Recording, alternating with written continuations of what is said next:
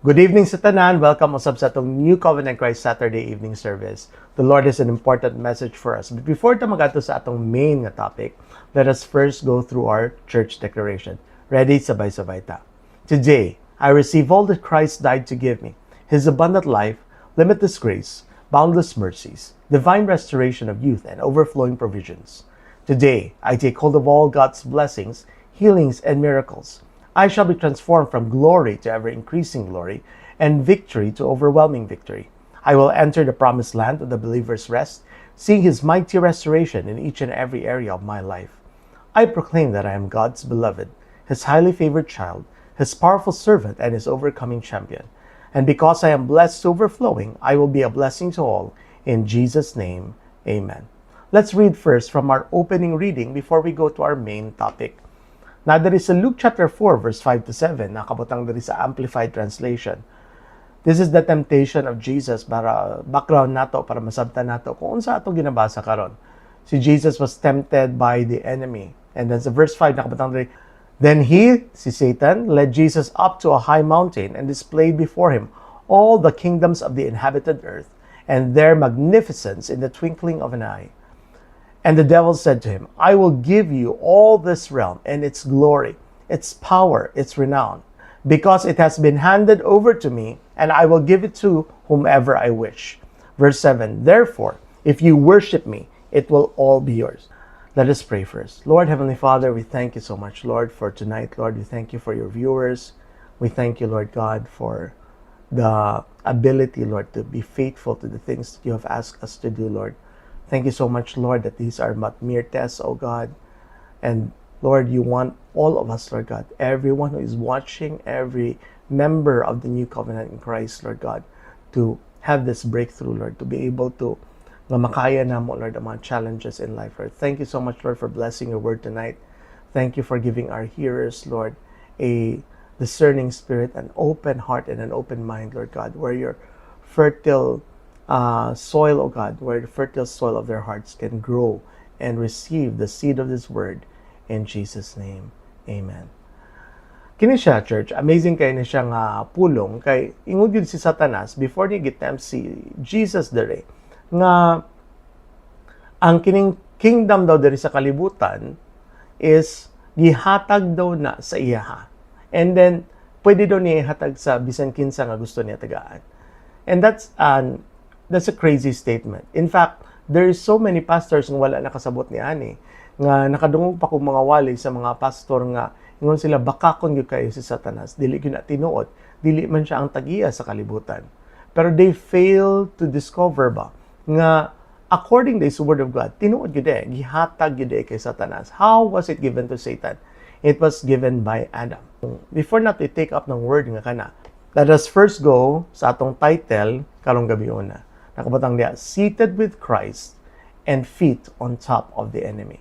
So mo na ito ang title ng gihatag ni Lord para sa itong arang gabi na, seated with Christ and feet on top of the enemy.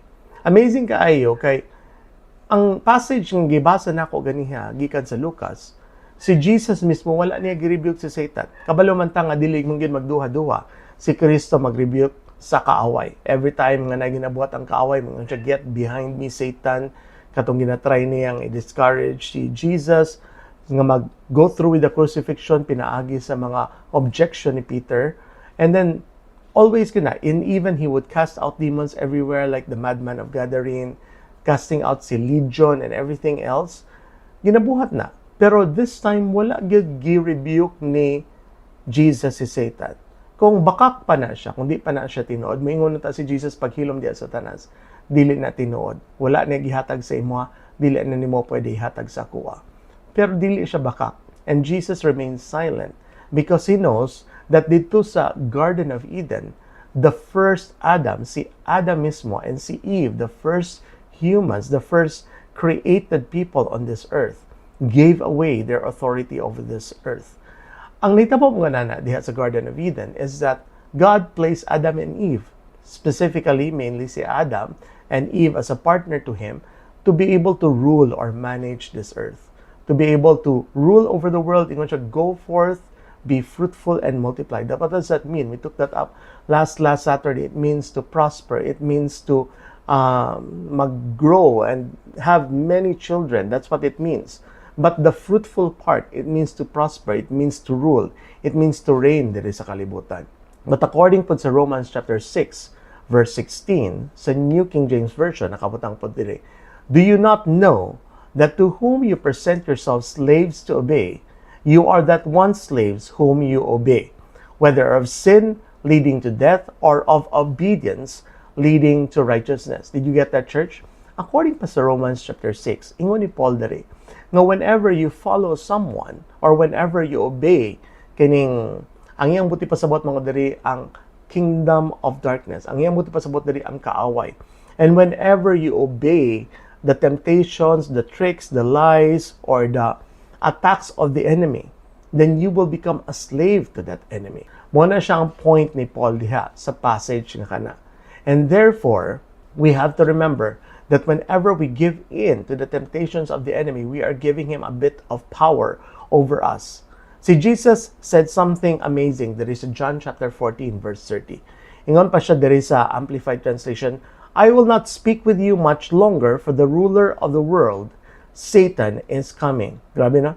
Gitawag niya si Satanas nga ruler of the world, and then ingon siya nga, because I'm about to be crucified, di na kayo makaistorya sa inyo like this face to face. And then ingon siya, and he has no claim on me, no power over me, nor anything that he can use against me. Kuya ang statement ni Jesus, because ano mo ingon man siya nga, there is no power over him. Walay hold si Satanas sa iya, walay gunit si Satanas sa iya. It's because when Satan tempted Jesus, he never gave in. Wala gid siya give in sa mga temptations. He never gave in to his hunger. He never gave in to his flesh. He never gave in to temptations nga shortcut na lang nga masave niyang kalibutan nga pinaagi sa pag-worship kay Satanas. He never gave in to any of the temptations of Satan. Therefore, walay power si Satanas over him. The only reason nagkaroon si Satanas of power over this earth, nahimo siyang ruler or tigdumala diri sa kalibutan, it's because Eve and Adam fell for his tricks and they obeyed him. And when they obeyed him, they became slaves to him. And that's the reason why murag ang authority nga gihatag ni Lord sa ilaha para magdumala diri sa kalibutan, nahatag na noon dito sa kaaway. And that's what happened.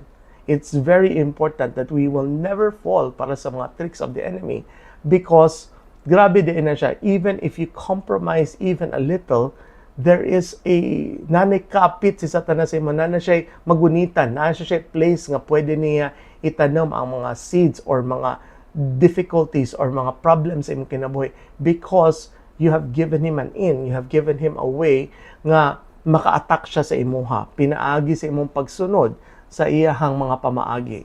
I would like to tell you the story of this man, si Pastor Brian Ayala. Nakabutang na Saved from Gang. Pastor na ni siya karon sa US. Pero amazing kayong story ni Ani, kay nakadungog ko sa iyang testimony. Unsa ni siya kanang drug addict tong una, katong batanon pa siya, appeal siya sa mga gang, unya naa sila yung mga gira with mga other gangs, and then nagpapinachanay sila. One day lang daw, nagapangita lang gid daw siya pamaagi nga makakuha pa gid siya more drugs. And then alang gid daw siya, nakalingkod na gid siya sa kilid sa dalan, and then nay niagi nga sakyanan. Pag-agi sa sakyanan, nakita gid daw niya ang sakyanan sa unahan, nagpara, unya nag-U-turn, unya nagbalik para sa iya. Tapos nailalaki nga nigawas dito, nagduol sa iya, giwalihan siya or gisangyawan siya about sa pulong sa Ginoo. Gisangyawan siya about salvation. Unya katong time nga kato dili magyud interested si Brian nga maminaw aning tawhanan kini nga wa siya kaila sa pangalan. So, pero kuyo kay ang tao niingon gyud kay Brian ana siya nga kabalo ka ba nga nagliko ko nga nag-U-turn ko paglampas na ako sa imuha, because pag-agi na ko sa imuha, paglampas na ko sa imuha, nag-ingon ang Dios sa akong kasing-kasing, giingnan ko niya nga ako na siyang pinili. Basically, God was telling this man, this Christian, nga pinili niya si Brian. And therefore, nigliko siya, unya iyang giwalihan sa pulong sa Ginoo. Pero di maging interested si Brian maminaw sa pulong sa Ginoo. So, ingon siya nga, tagaan ta kag telephone number nako, tapos tawagi lang ko one of these days. Ingon siya, manawag yung ka sa ko, I am sure that you will call. So, muna siya, gibili niya to si Brian. And then, later on, during that day, mga many hours later, nakita si Brian sa usa ka rival nga gang, usa ka mga gang members ng mga kalaban sa iyang gang. And then, gigukod siya niya, nagtago siya, maayo niya. Nadunggan yun niya mga kalaban niya, nga nagsulti sila nga, kung makita nato na siya, patyon yun nato na siya. So, for the very first time in his life, di mo gina siya kabalo mo ampo because he grew up in an abusive home. Kung asa siya ginakulata, yung iyang mama ginakulata sa iyang amahan. So, he never knew how to pray. Pero nagsulti siya dito, Lord, kung imo kong luwason karon, tawagan ako ang telephone number nga gihatag sa ako. Nya miraculously na ay siren nga nadunggan ang mga gang nga nagapangita sa iya mga hoodlums dito. So, nagdagan silang tanan kay abi nilang police, pero siren dito sa ambulansya. Katong ambulansya, pag abot sa ambulansya nga kato, nangita siya telephone. So, nangita siya way nga kung pwede siya makasakay somewhere para makatawag siya atong number para ma-fulfill niya ang promise. Unya, ang naghatag sa iya og sakay is katong ambulansya lang put. Unya, ang in between him and the driver, nakakita daw siya Bible. Kanya pag naog daw niya dito sa may hospital, ingnan daw siya sa driver, God bless you, brother. Ganaan daw siya. So, makita niyo, marag weird na kayo nahitabo. And then later on, nanawag siya sa phone. And then, long story short, daghan pa kayo mga testimony actually. Nindot niya ang story. Pero, long story short, natawagan niya tong lalaki nga nag-share sa pulong sa iya.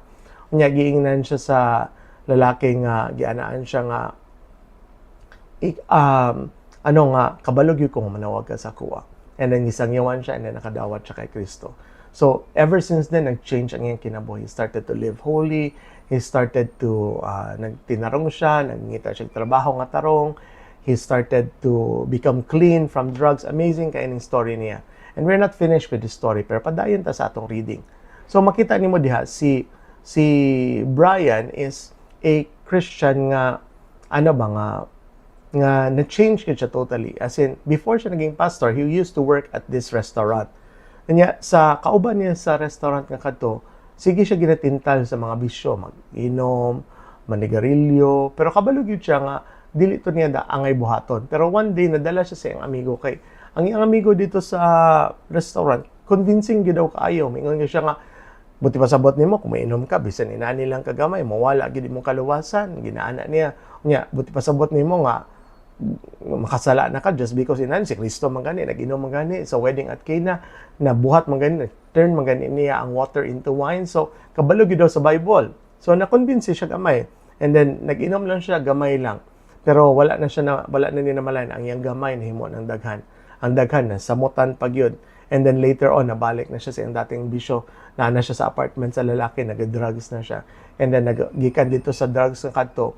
And then, na siya babae dito nga kauban, nga kailan niya gikan sa trabaho, and then nakasala na po siya in another way, sexually sa Ginoo. So, ano siya nga, never give a little in. Ano siya, ingon si Brian, pastor naman siya karon. Ano siya nga, ayaw pag-compromise with the enemy. Kaya once gani, mo give in ka sa temptation nga gamay, posible na yun nga, wow, na yun, daghan na yun ka kayo. Sige na lang yun ka, mag-stumble na lang yun daw ka, nga mahulog na lang daw ka sa trap sa enemy, nga wala nimo na malayan.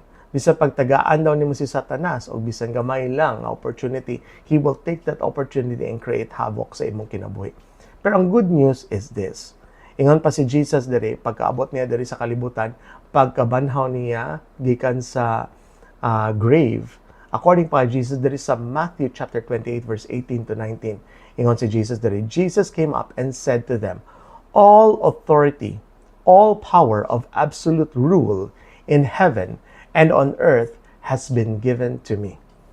Go therefore and make disciples of all nations. Help the people to learn of me, believe in me, and obey my words, baptizing them in the name of the Father and of the Son and of the Holy Spirit. Nga naman, ingon si Jesus diri sa Matthew 28, di ba? Pagbasa natin sa Luke kaniha sa temptation, ingon si Satanas, na daw tanan authority sa iya diri sa kalibutan lang, dili sa langit. Unya, karon diri sa Matthew 28, Jesus is saying nga gihatag na sa iyang tanan authority. Where is that? Why is that there? It's because of Philippians chapter 2. Nakabutang dito sa Philippians chapter 2, he humbled himself to the point of dying on the cross. Therefore, he was given the name that was above all names, that every knee in heaven and earth and under the earth will bow down to the mighty name of Jesus. So, tungod sa iyang gibuhat, tungod sa iyang kadaugan nga nadaog niya dito sa krus, therefore, nakuha niya balik ang authority nga nahatag ni Adam dito kay Satanas. Pero ang authority niya is wala niya gibalik sa tibuok kalibutan. Gibalik niya para lang sa iyang mga anak nga nakabalo or nakasabot or giluwas niya aron madawat nato ang authority nga naa sa iya, which is the authority over all the power of the enemy. Sa tinuod lang, church, according palagi sa ganiyang gibasa nato, Satan is already considered the god of this world. So even sa 1 John chapter 5 verse 19, nakabutang diri sa The Living Bible, we know that we are children of God and that all the rest of the world around us is under Satan's power and control. Ngano man, because the rest of the world does not believe in Jesus. So nakabutang diri, kita, anak na sa Diyos, walay power si Satan unta over us. Pero ang tibuok kalibutan nga nagapalibot sa ato, naadiha ang iyang gahom. Satan is still considered the god of this world. Nganong wala man nabalik sa katawhan, sa tibuok kalibutan, ang authority nga nakuha ni Kristo, because ang authority ni Kristo para lang sa ato nga nagatuo sa iya. Para lang sa ato nga mga anak niya. Para lang sa ato nga mga pinalangga o mga pinili niya. Nakabutang diri sa Hebrews chapter 2 verse 14 sa The Living Bible. Because God's children are human beings made of flesh and blood, the Son also became flesh and blood, for only as a human being could he die. And only by dying could he break the power of the devil who had the power of death. So, ang nagagunit tayo sa power of death, ever since nagkaroon ng kamatayan diri sa kalibutan, after the fall of Adam and Eve dito sa kalibutan, has always been Satan. So, therefore, dili ta mag-blame kay Lord kung naay namatay, kung naay na-aksidente, kung naay mga disaster nga nakadagan kay napinsala. It's not God who is the cause of death. It is Satan who comes to steal, to kill, and to destroy. According pa sa John chapter 10 verse 10, according pa kay Kristo. So therefore, si Satan din nagagunit sa power of death. Ang sipiat lang ni Satanas is that even he knows that he has to move under the rules created by God the Father. And according kay God the Father, I can give you this authority, pero ang authority nato is also freely given to us by God, so we can also give it to whomever we want. So he knows that. He knows the rule of the Father. He knows that the Father cannot lie. Dili niya pwede bawin, dili na lang ako ihatag kay give up laman niyo kay Satanas, bawion na ko ang isulti. Because one of the things that God cannot do is He cannot lie. And kapila ginanakbutang sa Word of God. So therefore, because God has certain rules in place na, He has to, even sa iyang trickery, even sa iyang pagbuhat og dili maayo, Satan still has to move under those rules. Ang sipiat lang ni Satanas is because he can only give death to those who have sinned. Kay mo nang everybody on this earth can die because we all have sinned and fallen short of the glory of God, according to the Word of God.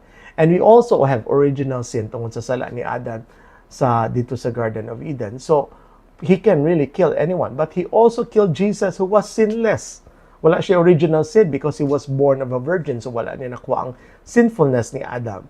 And wala po siya actual nga gibuhat nga sala because he was able to stay victorious. He was able to defeat the enemy sa tanan niya mga trials and temptations, and therefore Satan had no power to give him that. Kung gipatay man niya si Jesus, kay na-threaten na lagi siya sa ministry ni Jesus, biniyag tama ang gibuhat, pero gi-outsmart yun siya sa Ginoo. And because he had given death to someone who was not deserving of death, who had no sin, because the wages of sin is death, and si Jesus had no sin, so therefore Jesus was able to win the victory. He was able to take the keys of life and death from Satan, and he had all authority given and restored to him by our Heavenly Father. Praise the Lord. Amazing kayo si Lord. If bright si Satanas, a billion, trillion, so many zillion times smarter atong Diyos sa atong buhi nga Diyos. So, padayon ta sa atong reading. According pa sa Ephesians chapter 1, verse 20 to 22, asa na daw si Kristo karon? Di ba si Jesus rose from the dead and was raised there into heaven? According pa diri sa pulong sa Ginoo that raised Christ from the dead, seated him in the place of honor at God's right hand in the heavenly realms. Now, he is far above any ruler or authority or power or leader or anyone else, not only in this world, but also in the world to come. God has put all things under the authority of Christ and has made him head over all things for the benefit of the church. So the reason they gihatag ni Lord or gihatag ni Father ang tanan authority kay Jesus is for the benefit sa ihang simbahan. And also, Jesus right now is seated in the heavenly realms in the right hand of the Father. He is seated not only at the right hand of the Father, not only in heaven, but he's seated far above any ruler or authority or power or leader or anything else. That means, katong ginusulti dito sa Ephesians 6:12, nga kalaban nato, we are fighting this fight of spiritual force against spiritual forces. Jesus is above that all. He is seated above that all. And he is also seated above every leader. He is seated above Malacanang. He is seated above all the presidents and prime ministers of this world. Bisan pa kang unsang prinsipe sa unsang nasod, bisan unsang hari. He is seated far above all of that. And then kita, unsa man di atong position in Christ. Kung kita, we are children of God. And Jesus is seated far above all of these leaders, all of these spiritual forces, all the power of the enemy. Asa man pud na nakalingkod? We are seated with Christ. According to Ephesians chapter 2, verse 6, nakabutang diri, and he raised us up together with him. And when we believed, and seated us with him in the heavenly places because we are in Christ Jesus. Remember, si Satanas walay kapit kay Jesus. Therefore, because we are in Jesus, dili po siya makahilabot sa atoa. Because we are seated with Christ in the heavenly realms, we are also seated far above all principalities and powers of darkness. That means, atong lingkuranan, atong position sa Ginoo, we are here on this earth right now. Pero atong position sa Ginoo is seated on top or over the enemy. Si Satanas is a defeated foe, not because lang Jesus won the victory, but because we are seated above Satan. We are seated above sa iyang attacks. We are seated above sa iyang forces of darkness. So dapat dili ta pwede daog-daogon ni Satanas. He cannot touch us. He cannot harm us. He cannot defeat us because as long as nakabalo lang ka sa imong position. First of all, you need to know that you are righteous because you are in Christ. Dili ka righteous tungkol sa imong actions. Kaya mga Christians karon, they easily get depressed, they easily get discouraged because they think nga dili sila deserving or dili sila righteous because napalpak sila, because nasipyat sila. That is not true, and that is a lie of the enemy. So that's one thing that Christians should know. Number two thing that we should know, we must not give in to the temptations of the enemy. Because when we live according sa will sa Ginoo, we will find ang pinaka-best nga will ni Lord para sa ato. According pa sa Romans chapter 12 verse 2, nakabutang dinha, do not be conformed to the ways of this world, but let your mind be renewed so that we can prove the good, perfect, and pleasing will of God. That means, ang mga pamaagi sa Ginoo is always better. Always better. Satan will try to pull you in and try to think nga, kung sundo ni mong pamaagi nako, kung sundo ni mong pamaagi diri sa kalibutan, ma-enjoy ka, malingaw ka, ma-happy ka. That is so false. That is a lie according to the Word of God. Satan is a liar, and then he is the father of all lies. And when he speaks lies, it is his natural language. There is no truth in him according pa kay Jesus. So he is lying to you. Ang tinuod nga kalipay, ang tinuod nga fulfillment, ang tinuod nga peace and joy na sa pamaagi sa Ginoo. According pa sa Isaiah 55, as high as the heavens are above the earth, so are God's ways and thoughts higher than our thoughts and our ways. So God's ways are higher. When He teaches us nga we should carry on our ministries in this way, it's higher. When He teaches us that Inani ang intimacy, it should be within marriage. That's the higher way of God. When God tells us nga, inani ang way to serve the Lord, that's a higher way. That's a better way. Whenever we try to do our way, or whenever try na to, gayahon na to, ato makita sa social media, ato makita sa mga palabas kung ginagaya na to, na it will only end up in misery, heartache, and death. Not death nga physical lang, but death in relationships, death nga in your emotions, death in other ways. So, let us never fall for the trick of the enemy because we are far above him. Dili nato tagaan si Satan og ins ato Dili nato siya tagaan og inch. Dili nato siya tagaan og ability to attack us by giving in to the lies, just like Adam and Eve did sa garden. According pa sa Romans chapter 16 verse 19 to 20, nakabutang din na, but everyone knows that you are obedient to the Lord. This makes me very happy. I want you to be wise in doing what is right and to stay innocent of any wrong. The God of peace will soon crush Satan under your feet.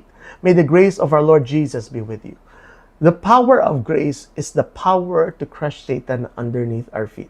Because we are under the grace of God, we can be wise in doing what is right. We can be innocent of any wrong. Pero, Pastor ni, masipyat maghapon ko. Everyone says, walay problema kung masipya ka. You are still righteous in Christ Jesus. The important thing is, let us never think that grace is kanang murag okay na lang bisan unsa. Let us never think nga we can keep falling for Satan's tricks. We can keep following his ways and the ways of this world nga walay mahitabo sa ato kay nagyon na siya consequences. So, it must be a renewing of our mind nga. Hunaw-hunaw na to atong way, because the ways of God is a direction. You must not think ba nga, for example, sa akong relationship, mura kang nagalakaw o ka ng PC nga tightrope nga, ay every once in a while, maligas ka, mahulog ka, matumba ka. Kung inaana ang imuhang view, then that's the wrong direction. Because the ways of God are a direction. You are walking in the wrong direction. So we follow the ways of God because naagyo diha ang tinuod nga kalipay, ang tinuod nga fulfillment sa kinabuhi, ang tinuod nga kaayuhan, ang tinuod nga health, ang tinuod nga peace and joy. And whenever we follow the ways of God, whenever we don't give an in to Satan, Satan is crushed underneath our feet. And that's good news. Why? Because Satan is the bringer of death. He is the one who is causing problems in our life. Siya ang nagapadala og mga trials sa atong kinabuhi. Siya ang naga-steal, naga-kill, naga-destroy sa every part sa atong kinabuhi. So therefore, let's not give him an opportunity to do that. Because when we are innocent of wrong, whenever we follow the ways of the Lord, si Satanas is crushed underneath our feet because our position is seated with Christ dito sa heavenly realm. We are seated far above all the power of the enemy, all his authorities, all his angels, all his principalities. We are seated, and let us never fall under them just like Adam and Eve did by falling for their lies nga maayo or enjoy or diha ang kalipay sa ilang pamaagi. That is not true.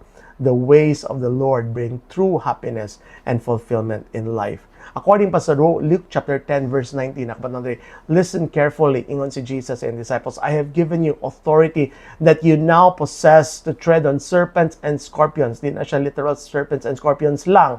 That is also a symbol for the enemy and the ability to exercise authority over all the power of the enemy, Satan. And nothing will in any way harm you. How can we exercise authority over the enemy? First, don't give in to his attacks. Don't give in to his temptations. Don't give in to his depression. Don't give in to his wrong ideas that are unbiblical and taken from this world. Kana nakita nimo sa social media, kana nakita nimo sa mga pamaaging sa mga tao diri sa kalibutan nga dili pamaagi sa Ginoo. That is misery, that is death, that is difficulty, that's going to cause problems later. Pero ang pamaagi sa Ginoo is always good. And when we follow what the Lord is teaching us, when we follow, we will be able to walk over Him. And how else do we walk over Him? By making powerful declarations in Jesus' name. Whenever we speak the name of Jesus, Satan has to follow.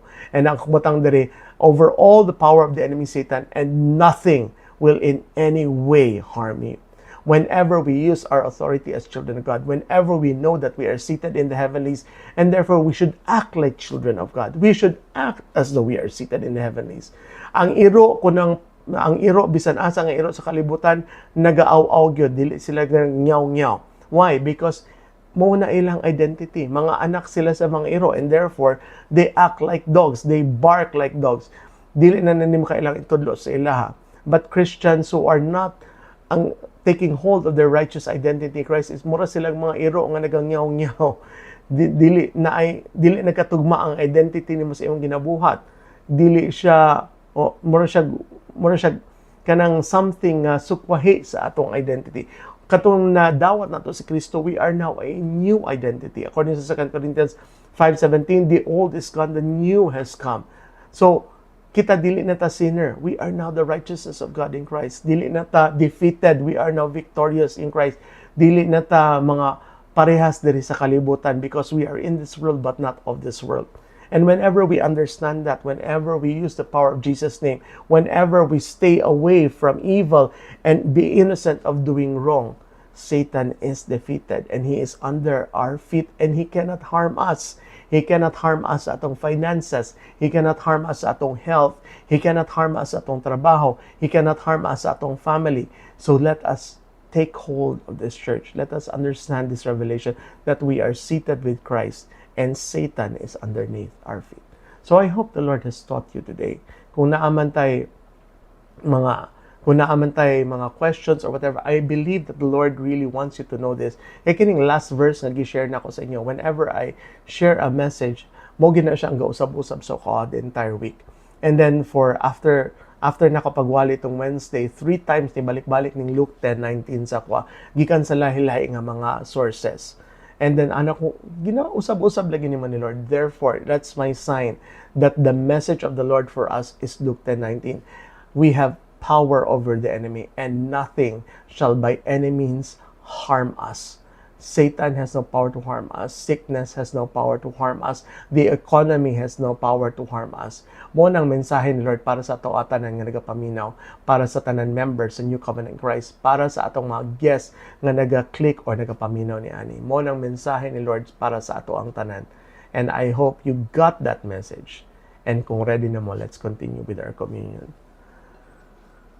Let us lift up the bread.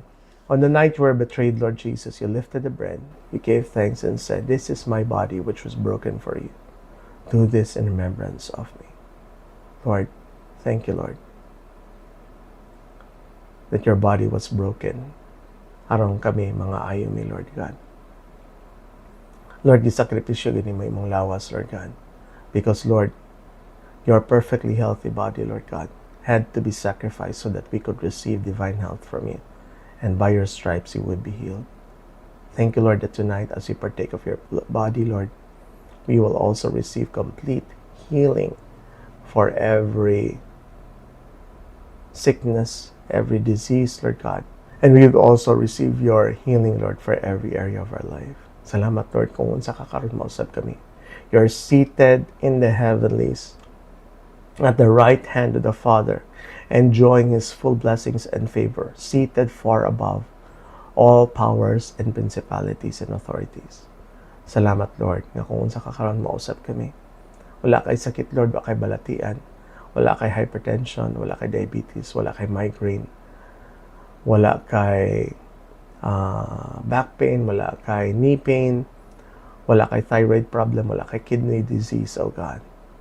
Salamat kay Lord for the revelation that as you are in 1 John 4:17, so are we in this world. Let's partake of the body of Lord Jesus.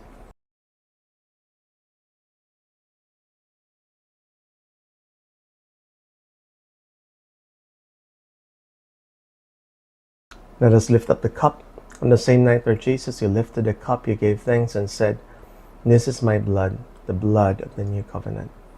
It's shed for all for the forgiveness of sins. Do this in remembrance of me." Lord Jesus, we thank you, Lord. Your perfect blood washed away all of our sins, past, present, and future, Lord. Yung palad sa imong pulong, Lord God, that though your sins be red as scarlet, you will make us whiter than wool. Though they be black as night, you will make us whiter than snow. Thank you, Lord, for your precious blood that washes us clean. And your word promises, Lord, you rain blessings upon the heads of the righteous. Therefore, Lord, tonight, Lord, as we partake of your blood, inadawat po na mo, Lord, tanan kadaugan, tanan promise, tanan victory sa imong pulong.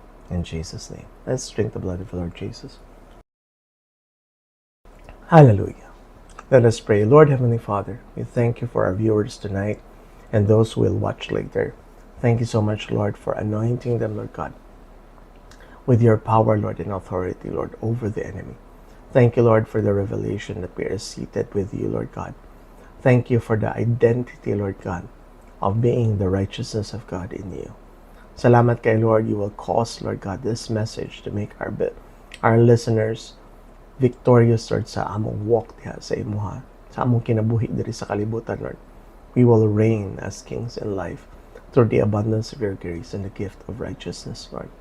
Thank you, Lord, for blessing everyone, Lord, for blessing all of our members.